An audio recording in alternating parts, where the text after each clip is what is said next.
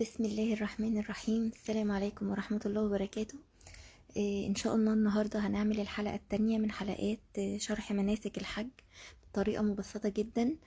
اتكلمنا في الحلقة اللي فاتت، الحلقة الأولى، عن معنى الحج في اللغة وفي الاصطلاح، وقلنا فضل الحج وقلنا شروط الحج، واتكلمنا كمان عن المواقيت الزمنية والمكانية للحج، واتكلمنا عن أنواع النسك الثلاثة اللي هم المتمتع والقران والإفراد، وشرحنا طريقة كل نسك من الأنساك الثلاثة، ووقفنا عند أركان الحج. طيب، عايزة أقول لكم إن الحج ليه أركان وليه واجبات. تمام؟ هفرق لكم الأول ما بين الركن والواجب في أي عبادة من العبادات. طيب، معنى الركن إن لا تصح أو لا تكمل العبادة إلا بيه. ده معنى الأركان أو معنى الركن عموما في العبادات. إنما الواجب بيبقى حصل تقصير في العبادة وممكن نجبر التقصير ده بذبح أو بدم. خلاص، هقول لكم مثال بسيط جدا يوضح لكم الفرق ما بين الركن وما بين الواجب، لأن ده موضوع مهم جدا. احنا قلنا الحج ليه 4 أركان: هو الإحرام، الوقوف بعرفة، طواف الإفاضة، السعي ما بين الصفا والمروة. دول 4 أركان الحج. ومعنى ركن يعني لا يتم الحج إلا أن تأتي بهذا الركن. فده خطورة إنك تفهمي يعني إيه ركن من أركان العبادات. طيب، واجبات الحج بقى لو حصل فيها أي تقصير، الحج صحيح ولكن بنجبر التقصير اللي حصل ده بإيه؟ بدم، بذبح شاه توزع على فقراء الحرم. طيب، هقولك مثلا احنا لو عندنا بيت، احنا بانيين بيت وحاطين اركان البيت وطالعين بالاساسات، جينا هدمنا الاركان. هاجي اسالك سؤال، هقولك هل دلوقتي في بيت ولا مفيش بيت؟ هتقولي مفيش بيت لان الاركان بتاعته اتهدمت. هقولك وكذلك اركان اي ركن من العبادات، وبما فيهم الحج وبما فيهم العمره. لو في حصل تقصير في اي ركن من اركان العبادات، العباده ما تمتش. طيب، الواجب بقى، نفترض ان احنا برضو هاجي نفس مثال البيت، لو احنا طلعنا بالبيت باركانه ولكن ما قفلناش مثلا مكان الابواب، ما قفلناش مكان الشبابيك او كده، هقولك طيب في بيت ولا ما فيش بيت؟ هتقولي في بيت ولكن البيت ينقصه حاجة. هقولك ده نفس فكرة الواجبات لو ما عملتهاش هيبقى العبادة ناقصة، بنجبر النقص ده بدم، اللي هو بذبح شاه توزع على فقراء الحرم، بالنسبة لأركان الحج وأركان العمرة كمان. طيب، يبقى نيجي نقول إن للحج 4 أركان لا يتم الحج إلا بها، وهي الإحرام، الوقوف بعرفة، طواف الإفاضة، السعي ما بين الصفا والمروة. فمن ترك منها لم يتم حجه، من ترك أي ركن منها لم يتم حجه حتى يأتي بهذا الركن. طيب، هنمسك بقى دلوقتي ركن ونشرحه بالتفصيل. أول ركن معانا من أركان الحج هو الإحرام. معنى الإحرام يعني إيه؟ معنى الإحرام هو نية الدخول في النسك. بمعنى تاني، هو نية الدخول في العبادة أو في عبادة العمرة. طيب، من ترك الإحرام لم ينعقد حجه، لقوله تعالى لقوله صلى الله عليه وسلم إنما الأعمال إيه؟ بالنيات. يبقى الإحرام هو أول ركن من أركان الحج، لا يصح أو لا يتم الحج إلا به.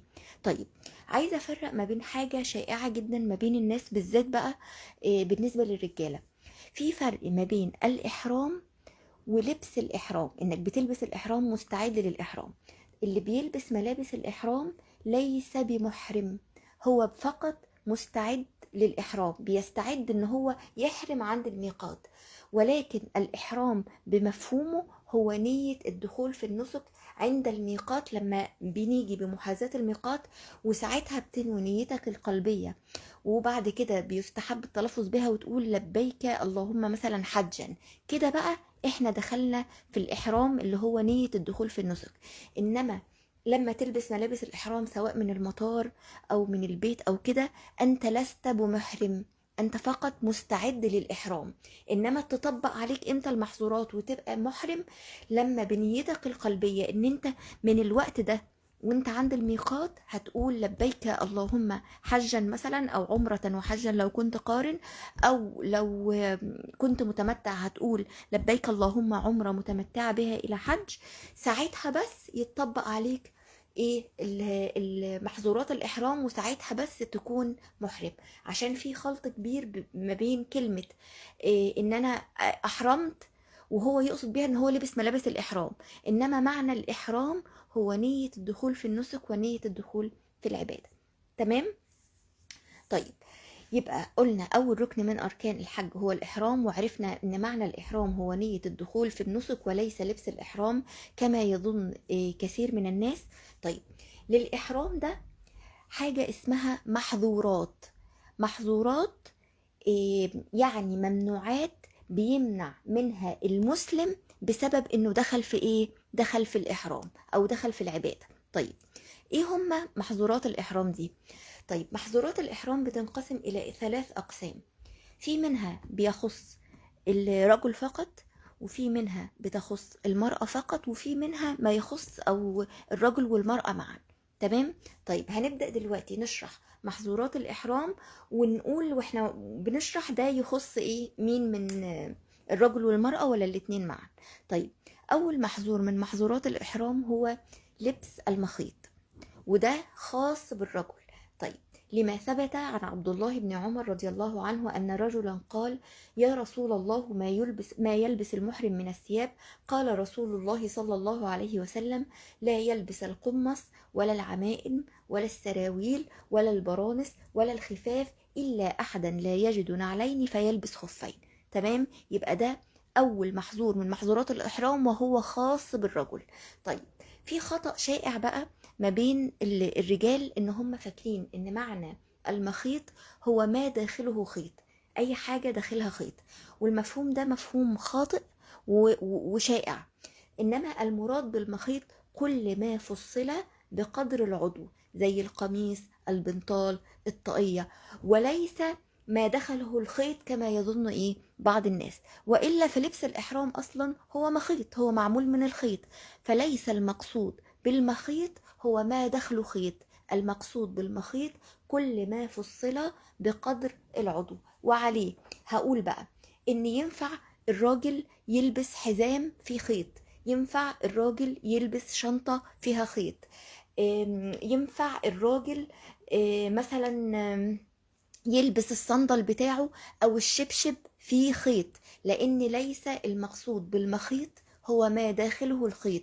المقصود بلفظ المخيط ما فصل بقدر العضو، يعني الحاجة تكون مفصلة الأعضاء، زي القميص كده ما بيفصل ناحية الإيد، والإيد والبنطلون بيفصل الرجل عن الرجل. ده ما المقصود به كلمة مخيط. إنما شنطة فيها خيط ينفع للراجل يلبسها، حزام فيه خيط ينفع للراجل يلبسه، شبشب فيه خيط ينفع الراجل يلبسه. مش المقصود خالص بالمخيط هو اللي داخله خيط. تمام؟ وإلا فزي ما قلنا الإحرام أصلا معمول من الخيوط، فهي مش فكرة الخيط، هي فكرة التفصيل على قدر العضو. يبقى أول محظور من محظورات الإحرام هو لبس المخيط، وهو خاص بالرجال. تاني محظور من محظورات الإحرام هو تغطية الراجل رأسه بعمامة أو نحوه. الراجل ما ينفعش إن هو يغطي رأسه بعمامة، لقول الرسول صلى الله عليه وسلم في حديث ابن عمر: لا يلبس القمص ولا العمائم. فالراجل ممنوع ان هو يغطي راسه او يحط على راسه اي حاجة، ولكن يجوز للراجل ان هو مثلا يستظل بشمسية، ينفع ان هو يمشي تحت شمسية، او يحط اي حاجة كده ماسك مثلا ورقة جرنان فوق راسه عشان الشمس او كده، ده يجوز. انما حاجة مباشرة على الرأس لا تجوز للرجل، لان ده من المنهي عنه. خلاص؟ يبقى تاني محظور من محظورات الإحرام وهو خاص بالرجل تغطية الرجل رأسه بعمامة ونحو. تمام؟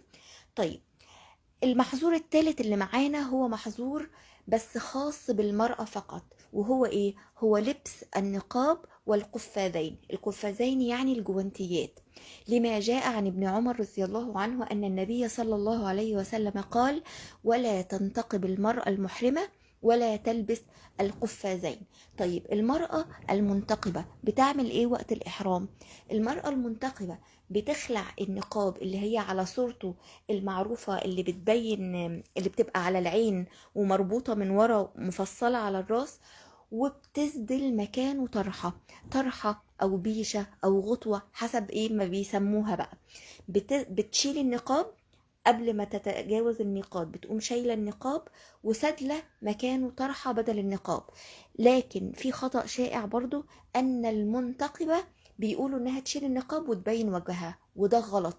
المرأة المنتقبة ما بيظهرش وجهها أمام الأجانب. المرأة المنتقبة وقت الإحرام بتشيل النقاب بتاعها وبتسدل مكانه طرحة أو بيشة أو غطوة، أي حاجة تقدر تشوف من خلالها، وما بتكونش مفصلة على العضو. بتجيب دبوس كده وتحط دبوس فوق وتسدل على وشها الطرحة.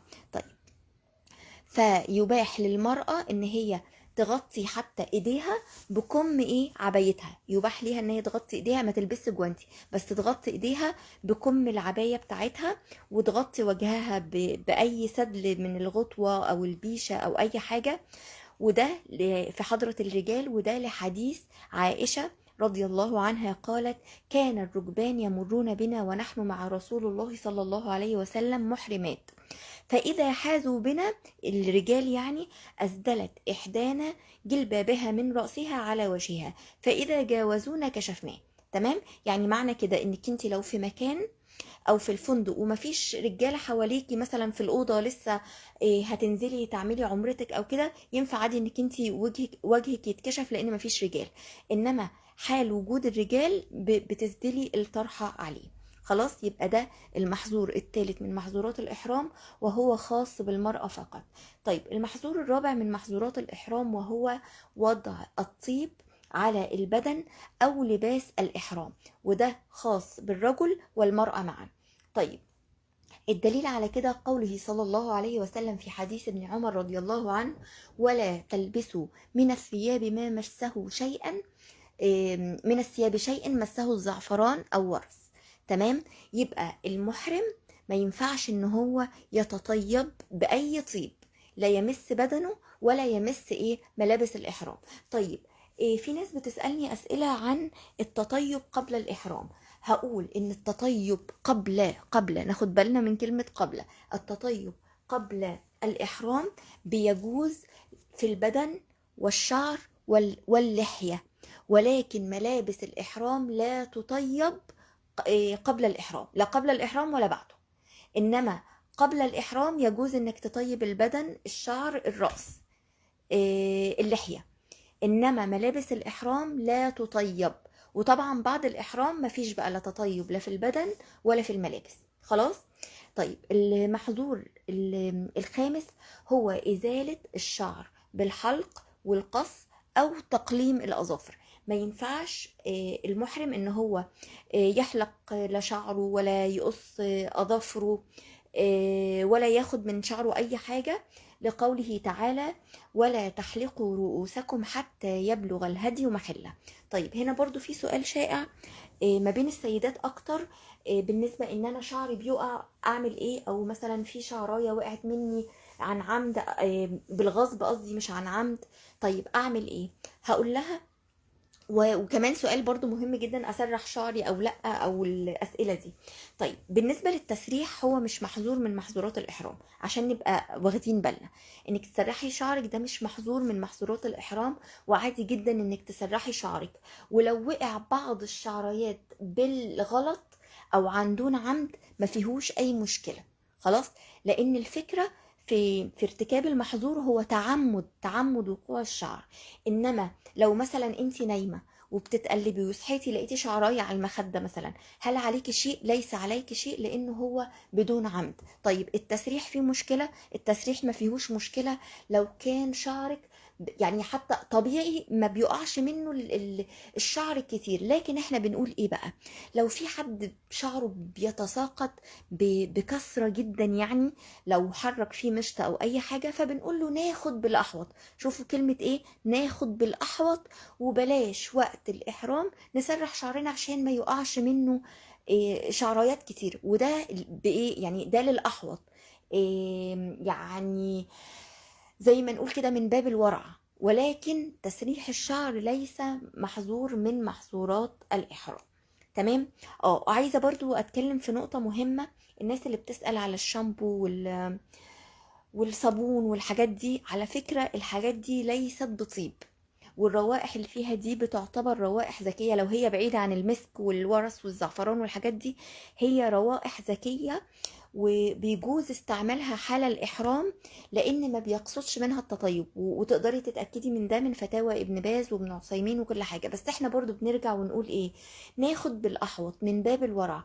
ما دام المنتج الخالي تماما من العطور موجود، وكده كده هجيب، فخلاص بنجيب المنتج الخالي من العطور، عشان نبقى ايه، سدينا الباب ده جدا وخدنا بالأحوط وخدنا من باب الورع. تمام. انما الشامبو في حد ذاته اللي هو ذو الروائح العادية والصابونة العادية دي ما تعتبرش من الطيب ولا تدخل في الطيب.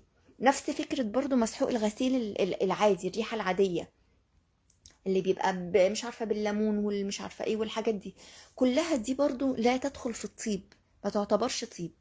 تمام. انما اجي اقولك مثلا اللي هو المنعمات بقى، اللي هو زي فريدة وداوني والحاجات دي لا، لان دي مقصود بيها اصلا التعطر، يعني ان هي بتدي للملابس ريحه او كده، فنقول دي بلاش. انما مسحوق الغسيل بريحته العاديه دي ما فيهوش اي حاجه لو اتغسل بيها الملابس يعني. خلاص. طيب. وقفنا عند المحظور الخامس من محظورات الإحرام، وهو إزالة الشعر بالحلق أو القص أو تقليم الأظافر. وقلنا ان قال الله تعالى: ولا تحلقوا رؤوسكم حتى يبلغ الهدي محله. وقال ابن قدامه رحمه الله تعالى: اجمع اهل العلم على ان المحرم ممنوع من اخذ ايه، اظافره، ممنوع ان هو يقص ايه، ضوافره. طيب. المحظور السادس من محظورات الاحرام وهو إيه، الجماع، وهو مفسد للحج. يعني الجماع ده مفسد للحج لو كان الجماع ده قبل التحلل الاول، لان لما نيجي نشرح حلقات الحج هنقول ان في تحللين، تحلل اول او تحلل اصغر، وبعد كده التحلل الاكبر. فلو وقع الجماع قبل التحلل الاول هو مفسد للحج، ولو حتى بعد ما وقف بعرفه، لان انت هتتحللي المفروض في اول يوم العيد، ده التحلل الاول. حتى لو وقفتي بعرفه فالجماع بيكون مفسد للحج، وبيلزمه ان هو يكمل حجه. وحتى لو كان الحج فاسد، بس لازم ان هو يكمله، وعليه فدية اللي هي ذبح ايه، بدنة، وعليه قضاءه في العام الذي بعده. فالفدية في موضوع الجماع ده فدية مغلظة. طيب. يبقى المحظور السادس هو محظور الجماع، وهو طبعا خاص بالرجل والمرأة. المحظور السابع من محظورات الإحرام هو المباشرة، اللي هي قبل الجماع، وده برضو من محظورات الإحرام، ومنه القبلة واللمس والنظر بشهوة. كل الحاجات دي من محظورات الإحرام، ولكنها لا تفسد النسك أو تفسد الحج زي ما الجماع بيفسد الحج. المحظور الثامن من محظورات الإحرام وهو قتل الصيد واصطياده، لقوله تعالى: وحرم عليكم صيد البر ما دمتم حرما. بس عايزة أقول لكم حاجة، إن في حاجة اسمها الفواسق الستة. 6 فواسق أمر النبي عليه الصلاة والسلام بقتلهم في الحل والحرم. ايه هم خارجين بقى عن نطاق ايه، محظورات الإحرام. لو لقيتيهم وانتي محرمة أو مش محرمة بتقتليهم، ده ما فيهمش كلام. طيب. يبقى يجوز قتل الفواسق التي أمر النبي صلى الله عليه وسلم بقتلها في الحل والحرم. ايه هم بقى الفواسق دي؟ أول حاجة الغراب، تاني حاجة الفأر، تالت حاجة العقرب، رابع حاجة الحداية، خامس حاجة الحية، سادس حاجة الكلب العقور. دول اسمهم الفواسق الستة اللي يجوز قتلهم في الحل والحرم، وما بيبقاش فيه محظور ولا في أي فدية ولا في أي حاجة. دول اسمهم ايه، الفواسق الستة: غراب، فار، عقرب، حداية، حية، كلب عقور. تمام. طيب المحظور، وطبعا قتل الصيد، صيد البر واصطياده ده محظور خاص بالرجل والمرأة معا. طيب نيجي لآخر محظور من محظورات الإحرام، وهو الخطبة وعقد النكاح من المحرم، وده خاص برضو بالرجل والمرأة، سواء كان النكاح ده أو الخطبة لنفسه أو لغيره، فالاتنين محرم. تمام، لما ورد عن عثمان رضي الله عنه أن النبي صلى الله عليه وسلم قال: لا ينكح المحرم ولا ينكح ولا يخطب. تمام. طيب وأهل العلم بالإجماع قالوا إن عقد النكاح لو عقده المحرم يقع فاسد، يبقى عقد النكاح ده إيه؟ فاسد، سواء عمله لنفسه أو عمله لغيره. تمام. يبقى كده دول 9 محظورات من محظورات الإحرام، في منها زي ما قلنا خاص بالرجل، في منها خاص بالمرأة، في منها خاص بالرجل والمرأة معا. خلاص. طيب نيجي بقى نتكلم دلوقتي عن حاجة اسمها فدية المحظورات. يعني ايه فدية المحظورات؟ طيب المحظورات اللي احنا ذكرناها دي، كل محظور منها لو ارتكبتيه ليه فدية معينة عشان تكفري بيها عن ارتكابك للمحظور ده. دي أبسط معنى لكلمة فدية المحظورات. تمام. طيب محظورات الإحرام من حيث الفدية قسمها العلماء ل4 أقسام. تمام. أول قسم ما لا فدية فيه، يعني محظور حد هيرتكبه ومعلهوش فدية. ايه هو المحظور ده من المحظورات اللي احنا قلناها؟ هو عقد النكاح أو الخطبة. ده محظور لو محرم ارتكبه ما فيهوش فدية، بس زي ما اتفقنا ان هو لو ارتكبه يبقى العقد ايه؟ العقد فاسد او العقد باطل. تمام. يبقى اول قسم من اقسام فدية المحظورات ما لا فدية فيه، وهو خاص بمحظور عقد النكاح. طيب المحظور القسم الثاني من اقسام فدية المحظورات ما فديته مغلظة. مغلظة يعني فديته حاجة كبيرة جامدة. طيب ايه بقى المحظور اللي لو ارتكبوا المحرم تبقى فديته مغلظة؟ طبعا الجماع في الحج. الجماع في الحج ده فديته مغلظة. ليه؟ لان هو لو حصل قبل التحلل الاول، وزي ما قلت لكم هنشرح التحلل الاول والتحلل الثاني في الحج، لو حصل قبل التحلل الاول هيكون الحج فاسد. فاسد حتى لو وقف بعرفة. يا حبيبتي يا رحاب، اهلا بيكي، ده نورك يا قلبي، تسلمي، كويس انك جيتي والله. تسلمي يا حبيبتي.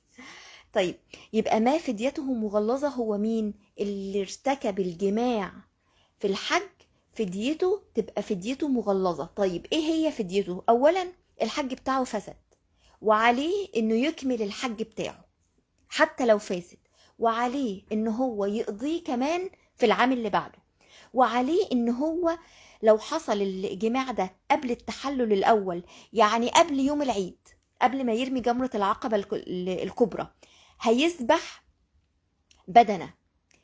ولو كان الجماع ده حصل بعد التحلل الاول، يعني بعد ما رمى جمرة العقبة، ففيه فدية الأذى. فدية الأذى دي أنا هفسرها لك يعني إيه، هتيجي دلوقتي في بقية المحظورات.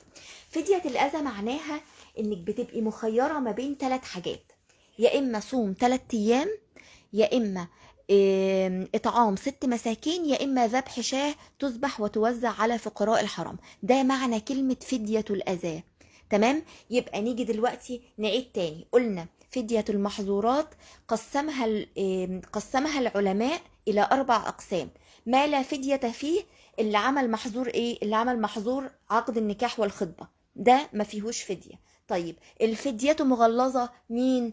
اللي عمل الجماع ولو قبل التحلل الاول هيكون الحج بتاعه فاسد، وهيكون عليه ان هو يكمل الحج بتاعه، وهيكون عليه ان هو يقضيه في العام اللي بعده، وعليه ان هو يذبح ايه؟ بدنة دي اعتقد اللي هي الجمل يعني. تمام. ان هو يذبح الجمل ده لو حصل ايه؟ قبل التحلل الاول. طيب لو حصل بقى الجماع بعد التحلل الاول، يعني بعد ما رمى بقى جمرة العقبة الكبرى اول يوم العيد، عليه بقى فدية الاذى. فدية الاذى اللي هي ايه؟ ذبح، يا اما ذبح شاة تذبح وتوزع على فقراء الحرم، يا اما صوم 3 ايام، يا اما اطعام ايه؟ 6 مساكين. والرجل كالمرأة في ذلك، يعني لو راجل وامرأة هو يعمل وهي تعمل نفس الفدية دي. الا بقى لو كانت المرأة مكرهة. وهقول لكم على كلمة مكرهة دي، مش معنى كده ان مثلا ايه طب انا الزوج هيتضايق فانا كده مكرهة، لا، مكرهة اللي هو يحصل لها اذى لو ما اتمتش الايه يعني لا هقتلك مثلا، دي معنى مكرهة يعني. خلاص. طيب يبقى ده القسم الثاني من أقسام الفدية، ما فديته مغلظة وهو خاص بمحظور الجماع.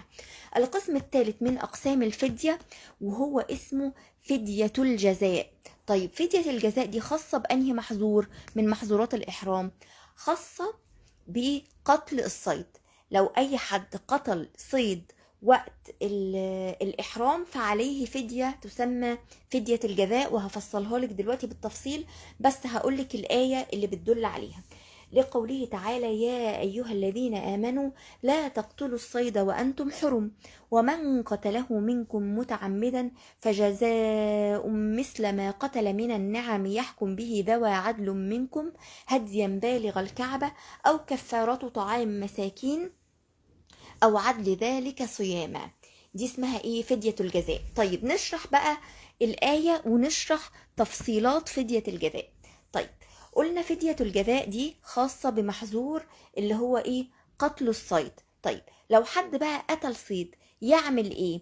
قالك أول حاجة أهي: يا أيها الذين آمنوا لا تقتلوا الصيد وأنتم حرم ومن قتله منكم متعمدا فجزاء مثل ما قتل من النعم. يعمل إيه بقى؟ إن هو يخير ما بين إن هو يذبح مثله، يعني مثلا حد قتل أو بقرة أو اصطاد بقرة أو يعني ذبح بقرة، يذبح تاني بقرة، يعني اللي هو إيه؟ يبقى مثله. خلاص، ذبح مثله والتصدق به على مساكين، ولابد يكون الذبح في الحرم. خلاص، يبقى ده اول حاجه يخير فيها الايه اللي قتل صيد، ان هو إيه يذبح مثله. قتل بقره يذبح بقره ويتصدق بيها على ايه المساكين ويكون الذبح في الحرم. قتل خروف يذبح خروف ويتصدق بيه على في الحرم على المساكين. هي دي. يبقى اول حاجه ان هو يخير ان هو ايه يذبح مثله. طيب الحاجه التانية إيه او كفارات طعام مساكين. طيب يعمل ايه؟ نشوف الصيد ده كان يتكلف كام. يعني البقرة مثلا يعني لو هي ب15,000، طيب يبقى هو هيشتري بقيمة ال15,000 ده طعام للمساكين، اللي هي ايه لما موجودة في الآية بنقول ايه؟ او كفارة طعام مساكين. يبقى تاني حاجة هو مخير ان هو يعملها لو هو مش عايز يذبح مثلها ويتصدق بيها على المساكين. هنقول ده يساوي كام؟ تمنه كام؟ نفترض البقرة يعني 15,000. طيب يبقى ال15,000 دي هيشتري بيها طعام ويتصدق بيها على المساكين. طيب الحاجة التالتة اللي هو مخير بيها وموجودة في الآية: أو عدل ذلك صيامة. يعني إيه عدل ذلك صيامة؟ يعني إن هو يصوم عن إطعام كل 100 يوم. يعني إيه؟ يعني نفترض يشوف البقرة دي مثلا اللي هو اصطادها كانت تشبع كام واحد، تأكل كام واحد. هنقول مثلا البقرة دي كانت تأكل 10. طيب يبقى هو يصوم 10 أيام. تمام؟ يبقى دي الثلاث حاجات اللي مخير فيها ما فديته فدية الجزاء اللي خاصة بمحظور ايه؟ قتل الصيد.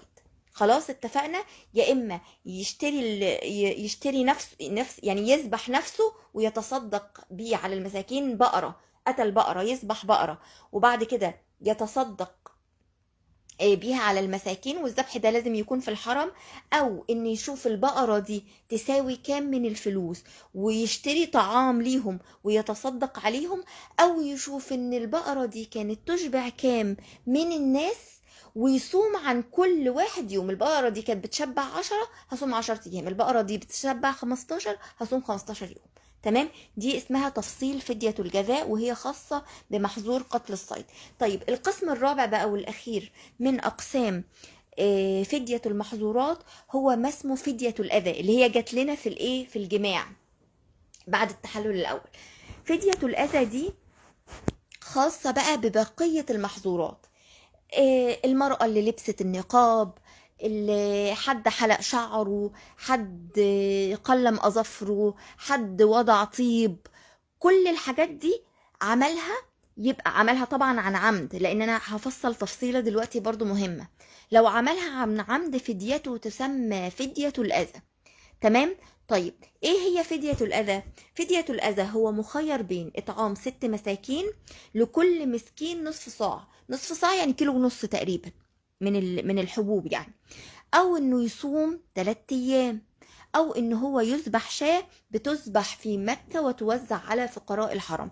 طيب الدليل على الكلام ده إيه؟ قوله تعالى: فمن كان منكم مريضا أو به أذى من رأسه ففدية من صيام، اللي هي 3 أيام، أو صدقة، اللي هي اللهم صل على النبي، إطعام 6 مساكين، أو نسك، اللي هي إيه؟ ذبح الشاة.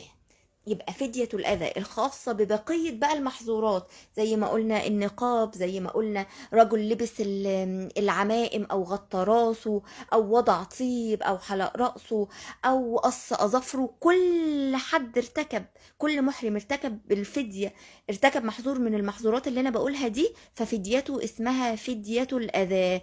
إطعام 6 مساكين، لكل مسكين نصف صاع، كيلو ونص، أو صيام 3 أيام، أو ذبح شاة. تمام. طيب ففي حديث عن كعب بن عجرة رضي الله عنه أنه دخل على النبي صلى الله عليه وسلم والقمل، القمل يعني بيتهافت على وجهه، يعني كان مريض، كان عنده قمل في رأسه. فسأله، قال له الرسول عليه الصلاة والسلام، قال له: أيؤذيك هوامك هذه؟ الحاجات دي عامله لك أذى؟ قال: نعم يا رسول الله. قال: فاحلق رأسك وأطعم فرقا بين 6 مساكين، اللي هي بقى فدية الأذى. عشان كده ده الدليل يعني من السنة 6 مساكين، أو صم 3 أيام، أو اذبح شاة. تمام. يبقى كده دي اسمها ايه؟ اسمها فدية المحظورات، وقسمناها على 4 أقسام، لكل قسم خاص بمحظور معين. ما لا فدية فيه: عقد النكاح، اللي هو عقد النكاح مع اللي ارتكبه معلوش فدية. تاني حاجة فديته مغلظة، اللي هي الجماع، لو كان قبل التحلل الأول هيذبح بدنة، وإن كان بعد التحلل الأول فيه فدية الأذى، اللي احنا لسه قايلينها، اللي هي مع بقية المحظورات. فدية الأذى اللي هي إطعام 6 مساكين، أو صوم 3 أيام، أو ذبح شاة تذبح وتوزع على فقراء الحرم. طيب والقسم الثالث اللي هو ما فديته الجزاء، وده خاص بقتل الصيد، وفصلناها فدية الجزاء بالتفصيل. يا إما يشوف هو قتل ايه ويقتل زيه ويتصدق بطعامه على المساكين، والذبح يكون في الحرم، او يشوف ده يكلف كام وبفلوسه يجيب برضو اطعام ويطعم المساكين، او ان هو يشوف الصيد ده كان بيشبع كام ويصوم عن كل فرد يوم، بيشبع 10 يصوم 10. تمام. وفدية الأذى بقى اللي احنا قلنا ان هي خاصة ببقية المحظورات: اطعام 6 مساكين، صوم 3 ايام، ذبح شاة. يبقى اي حد بقى يقول لك فدية الأذى، يبقى احنا عارفين فدية الأذى هي ايه. تمام. طيب نيجي دلوقتي بقى عند حاجة مهمة جدا، لان ناس كتير بتسأل عليها. بتقول ايه؟ بنقول ان اي حد بيفعل محظور من محظورات الإحرام دي ناسي، شوفوا بقى، ناسي او جاهل بالحكم او مكره، فلا شيء عليه. عشان كده في ساعات ناس تيجي تقول ايه: انا والله انا شددت حته من شعري وانا كنت ناسي خالص ان انا محرمه، او انا مثلا لبست النقاب وانا ما كنتش اعرف اصلا ان النقاب ده محظور من محظورات الاحرام. فهقول: من فعل، دي قاعدة، من فعل شيئا من محظورات الإحرام ناسيا أو جاهلا أو مكرها فلا شيء عليه، لقول الله تعالى: وليس عليكم جناح فيما أخطأتم به ولكن ما تعمدت قلوبكم. عشان كده بنقول اللي بيقع منها شعره هي مش قصده، فما عليهاش حاجة، لأن هي مش متعمدة. ده أول حاجة. تاني حاجة بقى هنقول: من فعلها عمدا، بس الحاجة زي ما حصل كده مع كعب بن عجرة، لما كانت الهوام بتتهافت على رأسه القمل، فلما الرسول عليه الصلاة والسلام قال له: هم دول بيأذوك؟ فقال له: احلق بس عليك الفدية. يبقى من فعلها بقى عمدا لحاجة، عمدا وهو محتاجها، مثلا ان هو يحتاج يلبس القميص مثلا عشان الجو برد جدا، وكان مثلا هيتعب او هيجيله مرض او اي مكان، وطبعا احنا عارفين ان القميص على الراجل ما ينفعش لانه مخيط. طيب او انه يحلق رأسه مثلا لمرض زي ما حصل مع كعب بن عجرة، فبنقول ان ده فيه فدية ايه عليه بقى، فدية الاذى على التفصيل السابق زي ما احنا قلنا، اللي هو يا اطعام 6 مساكين، يا اما صوم 3 ايام، يا اما ذبح شاة، ولا اسم عليه. هو لا يأسم. ليه؟ لانه ارتكب المحظور لحاجة، ارتكب المحظور لحاجة، ولا يكلف الله نفسا الا وسعها. هو عمل المحظور ولكن هو عنده حاجة تبرر له ان هو ايه يعمل المحظور ده، فما فيش مشكلة، هيعمل المحظور ويعمل الفدية بتاعته. طيب القسم الثالث بقى ان حد فعل المحظور عمدا ولكن هو مش لحاجة، هو بمزاجه بقى. يعني لا انا مش هلبس بقى كده، مش لابس لبس الاحرام وهلبس المخيط، وانا مش محتاج لا بردان ولا اي حاجه، بس انا مش هعمل كده. ده بقى عليه ايه؟ ده عليه اسم وتلزمه الفديه وكمان التوبه. خلاص، يبقى دول إيه يعني 3 اصناف من الناس اللي ممكن ترتكب ايه محظور من محظورات الاحرام. خلاص. طيب بما اننا بقى اتكلمنا عن محظورات الاحرام، هقولك ان في امور يباح للمحرم ان هو يفعلها ومش من محظورات الاحرام، وفي ناس كتيره بتبقى فاكره انها من محظورات الاحرام. ايه هي؟ اول حاجه لبس الصندل مثلا بالنسبه للراجل يجوز، وحتى لو كان في خياطه، او الشبشب حتى لو كان في خياطه، ولكن المهم ان هو يكون من ورا، مش مغطي العظمتين اللي اسفل الساق اللي هم بيسموهم الكعبين، العظمتين البارزتين في اول الساق من تحت. يعني ما ينفعش الراجل يلبس صندل مغطي العظمتين دول، اي حاجة لازم يلبسها تكون اسفل الكعبين او اسفل العظمتين دول. تمام؟ حتى ولو دخل الشبشب او الصندل مخيط فهو جائز لا شيء فيه، لان زي ما قلنا المخيط مش المقصود بيه اللي داخله خيط، ولكن المخيط المقصود بيه ما فصل على قدر العضو. تاني حاجة ان ممكن اربط كده الاحرام بتاع الرجل بخيط مثلا لستر العورة، يعني عشان ايه، او خيط مثلا يعمل جيب عشان يحط فيه الفلوس بتاعته. ده يجوز للمحرم ولا شيء فيه، لان زي ما قلنا المخيط ليس المقصود به ما داخله خيط، ولكن المخيط مقصود به ما فصل على قدر العضو. طيب برضو امور يباح لفعلها المحرم، هو لبس ساعة اليد، لبس النضارة، لبس الخاتم، لبس سماعة الاذن، كل ده مباح. تمام؟ غسل ملابس الاحرام لو اتسخت بالنسبة للراجل وانه يبدلها بملابس تانية، دي لا شيء فيها. ملابس تانية لبس احرام تاني يعني نظيف، ما فيهاش مشكلة. لان في ناس برضو بتفتكر ان هو المحرم ما ينفعش ان هو يغسل الملابس، ما ينفعش ان هو مثلا ياخد دش، يغتسل مثلا ويغير لبس الاحرام اللي متسخ بلبس احرام تاني. في ناس كتير فاكره ان ده ما ينفعش، وده في الحقيقه خطأ شائع. ويجوز للمحرم ان هو ياخد دش ويغير ملابس الاحرام بتاعته اللي اتسخت بملابس احرام تانية. وعايزه انوه بقى على حاجه تانية، ان فكرة بالنسبة للمرأة احنا قلنا ان ملهاش ملابس احرام. المرأة بتحرم فيما تشاء من الثياب، شرط ان هي يكون لبس شرعي لا يصف ولا يشف، وليس لباس شهرة، بمعنى ان هو مش ملفت للنظر بحيث ان الناس كلها تخلي الناس تتوجه انظارها ليها. خلاص. طيب في بقى اسئله بتجيلي، طيب العبايه اللي انا احرمت بيها عند الميقات لازم ما اغيرهاش ولا ينفع اغيرها؟ اقول المراه تغير وقت ما تحب، مفيش حاجه اسمها العبايه اللي انا احرمت بيها من الميقات ما غيرهاش، لا. عادي جدا لو احرمتي من الميقات بعبايه ورحتي الفندق وغيرتي وحبيتي تلبسي عبايه تانية، ما فيهاش اي مشكله. وخطأ شائع جدا الناس بتقول ان العبايه اللي انا احرمت فيها لازم اكمل بيها العمره، دي ما فيش اي حاجة في الشرع بتقول الموضوع ده يعني. وده خطأ شائع، ودايما بنقوله ان المرأة تحرم فيما تشاء من الثياب، ويجوز لها ان هي تغير ملابسها في اي وقت، ومفيش حاجة اسمها العباية اللي احرمت بيها اكمل بيها العمرة بتاعتي او الحج بتاعي. خلاص، يبقى احنا كده خلصنا اول ركن من اركان الحج وهو الاحرام، واتكلمنا عن معنى الاحرام، اتكلمنا عن محظورات الاحرام، واتكلمنا عن فدية المحظورات، واتكلمنا عن امور كده بيباح لفعلها للمحرم وفي ناس كتيرة بتفتكرها ان هي من المحظورات. ان شاء الله الحلقة الجاية هنشرح الركن الثاني من اركان الحج وهو الوقوف بعرفة. بس اتمنى ان يكون الشرح مبسط، واي حد عنده اي سؤال يكتب لي في التعليقات، واستودعكم الله ان شاء الله، ونتقابل في الحلقة الجاية بإذن الله. السلام عليكم ورحمة الله وبركاته.